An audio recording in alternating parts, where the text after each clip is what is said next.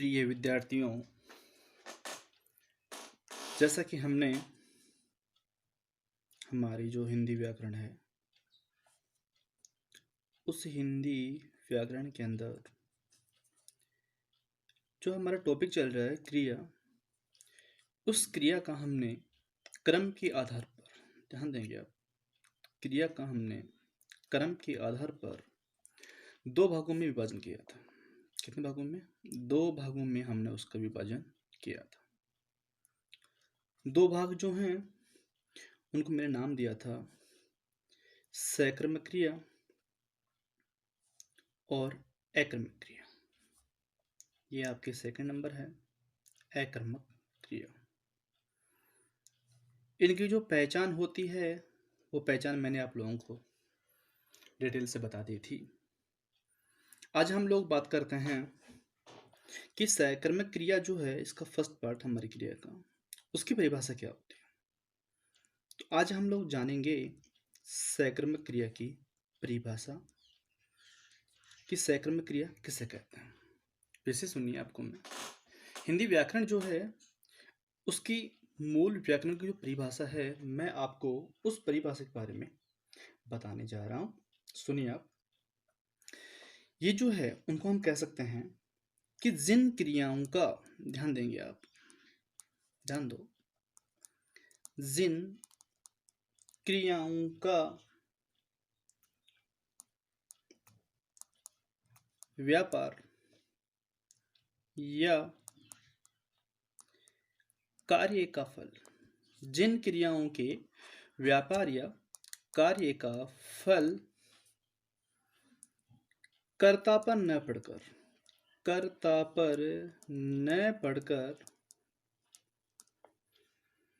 कर्म पर पड़ता है, कर्म पर पड़ता है। अब जैसे ये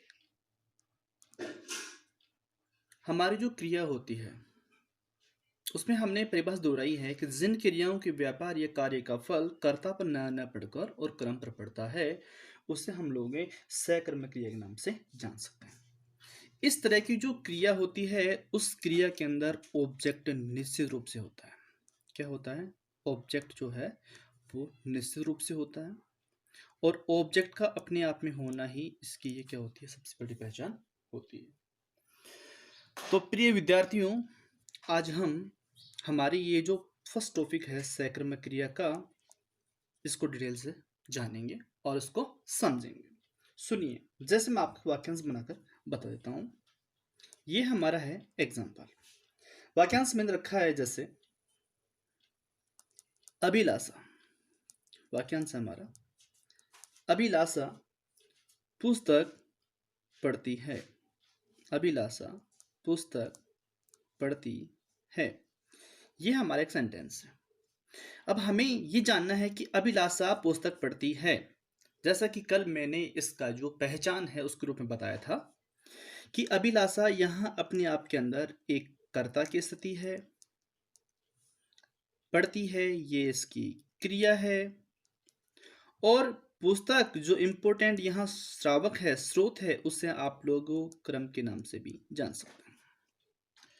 तो अभिलाषा जो है वो पढ़ने का कार्य कर रही है, लेकिन वो किसकी सहायता से कर रही है? पुस्तक। तो अभिलाषा पुस्तक पढ़ती है, तो अभिलाषा के द्वारा जो कार्य किया जा रहा है उसका पूरा पूरा प्रभाव जो है अभिलाषा पे नहीं पड़ करके और पुस्तक पढ़ने पर पड़ रहा है। इसलिए हमारा ये वाक्यांश जो है वो सक्रमिक क्रिया के अंतर्गत आ जाता है। फिर बात करते हैं, जैसे चंदू दूध पीता है। क्या वाक्यांश है? चंदू दूध पीता है। अब देखिए, चंदू जो है यहाँ पे हमारी स्थिति जो है वो सब्जेक्ट की है, पीना है ये इसका वर्ब है, और बात करते हैं दूध के बारे में तो ये अपने आप में एक ऑब्जेक्ट है। तो चंदू के द्वारा दूध पीने का जो कार्य यहाँ पे संपन्न किया जा रहा है, इसका पूरा पूरा जो प्रभाव होता है, कार्य का फल जो होता है, वो फल कर्ता पर नहीं पड़कर और कर्म पे पड़ रहा है। और क्रम पे जब किसी क्रिया का व्यापार और फल आ जाता है तो आप उसे हमेशा सकर्मक वाक्यांश की श्रेणी में रख सकते हैं। तो प्रिय विद्यार्थियों, आप यहां तक अच्छे से समझ गए होंगे। अब देखिए इसमें होता क्या है कि हमारा ये जो वाक्यांश है, इस वाक्यांश में एक जिज्ञासा बनी होती है। जिज्ञासा कैसी कि इसमें जो पढ़ने का जो कार्य हो रहा है, जो अभिलाषा के माध्यम से पूरा किया जा रहा है, तो ये कार्य एक पुस्तक के ऊपर जाकर के पूर्ण हो रहा है। ऐसे अगर हम बात करते हैं दूध, तो दूध के द्वारा ये हमारा जो कार्य है वो पूर्ण अवस्था में जा रहा है। तो इस प्रकार से ये हमारे वाक्यांश जो हैं वो वाक्यांश सकर्मक क्रिया के अंतर्गत आ जाते हैं। बात करते हैं कि सकर्मक क्रिया जो है उसको मूल रूप से हम कितने भागों में बांट सकते हैं।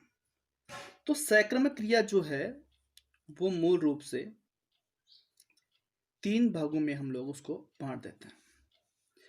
अगर एग्जाम पूछे जाए सकर्मक क्रिया जो है उसके मूल भाग कितने होते हैं, तो आप बता सकते हैं 3 भाग होते हैं। तो सकर्मक क्रिया जो है उसको 3 भागों में वर्गीकृत किया जाता है। 3 भागों में वर्गीकृत किया जाता है।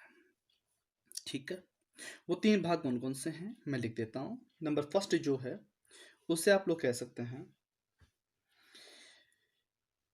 पूर्ण सकर्मक क्रिया। तो इसमें हम पूर्ण सकर्मक की बजाय हमने पढ़ा है ऊपर, इनका एक नया वाक्यांश बना देते हैं हम, पूर्ण एक कर्मक क्रिया। एक कर्मक क्रिया, जैसा कि आप लोग इसके नाम से भी समझ रहे होंगे, मैं आप डिटेल से बताऊंगा। सेकंड जो है वो होती है पूर्ण द्विकर्मक क्रिया। क्या होती है? द्विकर्मक क्रिया। और नंबर थर्ड जो है वो होती है अपूर्ण, जो पूरी नहीं होती है, अपूर्ण सकर्मक क्रिया। ये इसके मुख्य स्रोत होते हैं। इसमें हमारी ये 2 पार्ट जो है ना ये काफी इंपॉर्टेंट है। तीसरा पार्ट जो है इतना उपयोगी नहीं है। अब देखिए आप लोग, हम बात करते हैं पूर्ण एकक्रमक क्रिया की। इसमें होता क्या है कि जिन क्रियाओं का वाक्य में एक ही कर्म होता है, सुनिए आप विस्तार से, जिन क्रियाओं का वाक्य में एक ही कर्म होता है, एक ही कर्म होता है, उससे आप लोग एक कर्मक क्रिया के नाम से जान सकते हैं। अब जैसे बात करते हैं हमारा वाक्यांश कि राकेश ने पुस्तक पढ़ी। एग्जाम्पल देख बता रहा हूं आपको। राकेश ने पुस्तक पढ़ी। अब यहां क्या हो रहा है कि इस वाक्य में पढ़ी ये क्रिया का एक ही कर्म है, ये हमारी क्रिया है। इसके ऑब्जेक्ट के बारे में अगर बात करते हैं तो ऑब्जेक्ट है हमारा यहाँ पे पुस्तक। राकेश अपने आप में यहाँ सब्जेक्ट है और पढ़ना ये इसकी क्रिया है। अब इसमें होता क्या है कि हमारी जो क्रिया है उस क्रिया का कर्म है पुस्तक, और पुस्तक के बिना ये अपने आप में अधूरी होती है। अपने आप में ये क्या है? बिल्कुल अधूरी है। और अधूरी होने के कारण ही ये अपना जो अर्थ है वो अर्थ यहाँ पे पूरा दे देती है। अब जैसे इसको यहाँ पे हम लगा देते हैं तो इसका अर्थ यहाँ पे क्या हो जाएगा? पूर्ण हो जाएगा। मतलब ये अपना पूरा अर्थ यहाँ पे प्रकट कर रही है। अब प्रकट कर रही है तो ये कार्य हमारा क्या हो गया? संपन्न हो रहा है। अब अगर हम बात करते हैं कि हमारी जो नेक्स्ट क्रिया है जिसका नाम हमने दिया है द्विकर्मक क्रिया, किसे कहेंगे? सुनिए, जिन क्रियाओं में, ध्यान दें आप, जिन क्रियाओं के 2 कर्म होते हैं, जिन क्रियाओं के 2 कर्म होते हैं उसे आप लोग द्विकर्मक क्रिया के नाम से जान सकते हैं। जैसे बात करते हैं एग्जाम्पल पे,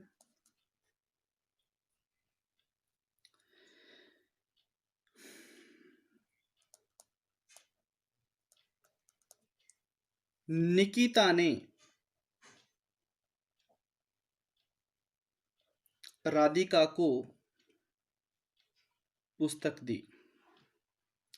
निकिता ने राधिका को पुस्तक दी, ये हमारा एक वाक्यांश। अब सुनिए आप, निकिता जो है ये अपने आप में एक सब्जेक्ट पर्सन है, ये इसकी कंडीशन को हमें दर्शा रहा है। और राधिका को क्या दी उसने? पुस्तक दी। तो राधिका भी यहाँ पे क्या है? एक एड्रेस से सब्जेक्ट नहीं है बल्कि ऑब्जेक्ट है, और पुस्तक ये भी अपने आप में एक ऑब्जेक्ट है। अब देना, देना ये इसकी मूल क्रिया है। तो यहाँ इस वाक्यांश में निकिता के द्वारा राधिका को पुस्तक देने का जो कार्य हो रहा है, वो कार्य यहाँ हमारे दो ऑब्जेक्ट की कंडीशन मूल रूप से आने की वजह से ही पूरा हो रहा है। अगर ये नहीं आते हैं तो वाक्यांश पूरा नहीं हो पाता। जैसे मान लो निकिता ने पुस्तक दी, तो एक अधूरा सा अर्थ हमें प्रकट करवा रहा है। लेकिन अगर बात करते हैं निकिता ने राधिका को पुस्तक दी, तो राधिका को क्या दी? उसने पुस्तक दी। तो यहाँ टू ऑब्जेक्ट्स क्या हो गए? कन्वर्ट हो गए, एक दूसरे से सम्मिलित हो जाते हैं, और सम्मिलित होने की वजह से ही हमारी ये क्रिया जो है ये अपने आप में स्पष्ट अर्थ प्रदान करती है। अब देखिए, हम बात कर रहे हैं हमारी क्रिया, जो मैंने बताया आपको थर्ड क्रिया आपके लिए इतनी इंपॉर्टेंट नहीं है, फिर भी अगर आप जानना चाहते हैं तो मैं आपको बता देता हूं। तीसरी जो क्रिया है उस क्रिया को हम कह सकते हैं अपूर्ण सैकर्मिक क्रिया। मतलब वे क्रियाएं जिनमें कर्म रहते हुए भी कर्म के किसी पूरक शब्द की हमें आवश्यकता बनी रहती है। मतलब इसका एक हमें अपने आप में क्या चाहिए? एक पूरक शब्द चाहिए। समझ रहे हो? पूरक शब्द चाहिए, और पूरक शब्द जहां होता है वहां हम इसका अर्थ एक अपूर्ण कंडीशन के रूप में ले लेते हैं। जैसे हरि रवि को मूर्ख समझता है, एक वाक्यांश है। तो इसमें ये वाक्यांश जो है ये रवि को एक कर्म है, परंतु ये कर्म अकेले ही अपना अधूरा अर्थ देता है। तो इस प्रकार से हम इस वाक्यांश को आगामी कक्षा जो है उसमें स्वरूप से पढ़ेंगे। अब देखते हैं हमारा जो सेकंड पार्ट है, नंबर सेकंड जो पार्ट है वो सेकंड पार्ट है आपकी अकर्मक क्रिया। अकर्मक क्रिया, जैसा कि इसके नाम से आप लोग पहचान रहे होंगे कि इसमें कर्म नहीं होता है। क्या नहीं होता है? कर्म नहीं होता है। उसे आप लोग अकर्मक क्रिया के नाम से भी जान सकते हो। अब होता क्या है कि ये हमारी जो अकर्मक क्रिया है उस अकर्मक क्रिया का अपने आप में विशेष महत्व होता है। कैसे? बात करते हैं इसकी परिभाषा के बारे में कि जिस क्रिया के साथ कर्म प्रयुक्त न हो, ध्यान दीजिए आप, जिस क्रिया के साथ कर्म प्रयुक्त नहीं होता है, प्रयुक्त नहीं होता है, उसे आप सामान्य भाषा के अंदर अकर्मक क्रिया नाम से जान सकते हैं। फिर देखते हैं कि जिस क्रिया का व्यापार और कार्य का फल ये दोनों कर्ता पर ही पड़ते हैं। किस पे? कर्ता पर ही पड़ते हैं। अर्थात कर्म पर डिपेंड नहीं होकर के ये हमेशा सब्जेक्ट कंडीशन के ऊपर डिपेंड होते हैं, और इसीलिए हम इनको अकर्मक क्रिया के नाम से जान सकते हैं। जैसे बात करते हैं क्या कि पक्षी उड़ रहे हैं, पक्षी उड़ रहे हैं, वाक्यांश।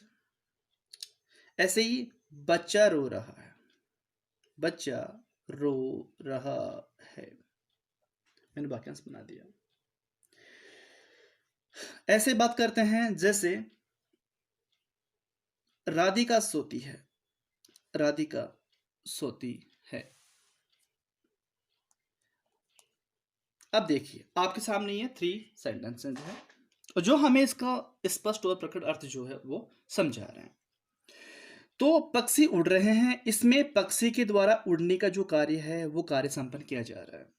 बच्चा रो रहा है तो बच्चे के माध्यम से ही कार्य रोने का संपन्न हो रहा है, और राधिका सोती है तो राधिका के माध्यम से ही सोने का कार्य संपन्न किया जा रहा है। इसमें होता क्या है कि हमारा ऑब्जेक्ट जो है वो बिल्कुल साइलेंट होता है। बात करते हैं कि इनमें अगर हम कोई भी प्रश्नवाचक चिन्ह लगा करके और हम प्रश्न बनाना चाहते हैं तो शायद वो संभव नहीं हो पाएगा। जैसे बात करते हैं कि पक्षी उड़ रहे हैं, तो यहाँ बात करते हैं कि क्या उड़ रहे हैं। अब क्या उड़ रहे हैं तो इसका जवाब एक तरह से बात करते हैं तो कहाँ आ रहा है, पक्षी। लेकिन क्या रहे हैं बात करते हैं, किसे रहे बात करते हैं, किसको रहे बात करते हैं। अब जैसे बात करते हैं यहाँ क्या रो रहा है, तो रिप्लाई हमें क्या मिल रहा है, बच्चा। तो यहाँ जो हमारा कर्म है वो कर्म साइलेंट है, लेकिन इसका जो क्रिया का प्रभाव जो है वो क्रिया प्रभाव हमेशा कर्ता के ऊपर आने की वजह से। ध्यान दो, कर्ता पर प्रभाव, कर्ता पर जब प्रभाव होता है तो वो हमेशा क्या होती है, अकर्मक क्रिया होती है। तो प्रिय विद्यार्थियों, आशा करता हूँ कि आप लोग आज इस वीडियो के माध्यम से हमारी क्रिया जो है उसको क्रम के आधार पर 2 भागों में बांटा गया और आप लोग अच्छे से समझ गए होंगे। आज हम यहीं तक पढ़ेंगे। धन्यवाद।